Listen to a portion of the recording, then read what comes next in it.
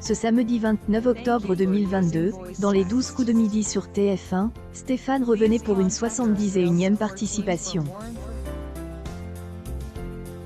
Dès le début de Elle, émission, Jean-Luc Reichmann est revenu sur sa promesse envers le maître de midi. Elle, animateur lui a promis de ne plus se couper les cheveux tant qu'il restera dans Elle, émission.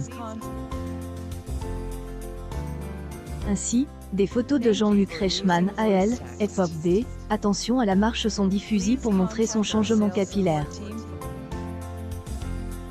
Ensuite, lors de la première question, Elle, animateur évoque la chanson « I voyage en Italie » du groupe Lily Cub.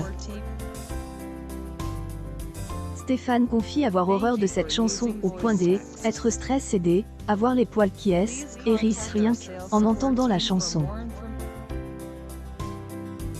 Jean-Luc Reichmann provoque alors le maître de midi et chante et diffuse la chanson. Au cours de cette édition, Cécile, Solène et Stéphane ont affronté Stéphane.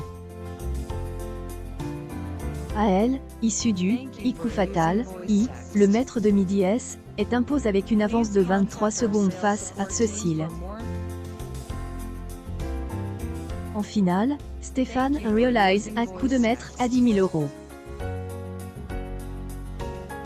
Puis, face à Elle, Étoile mystérieuse, dont la valeur est de 33 578 €, il la propose Léa Seydoux, mais en vain. La veille, il avait pensé à François Damien. La cagnotte de Stéphane élève à 303 802 € en 61 victoires. Cette édition des 12 coups de midi a réuni 2,42 millions de téléspectateurs, soit 30,2 parts de marche sur les 4 ans et plus, dont 23 les femmes responsables des achats de moins de 50 ans. Le jeu est en baisse de 1,2 point sur une semaine.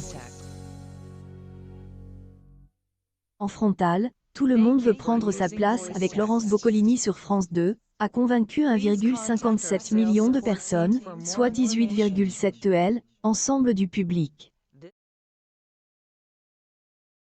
Émission est en hausse de 2,3 points sur une semaine.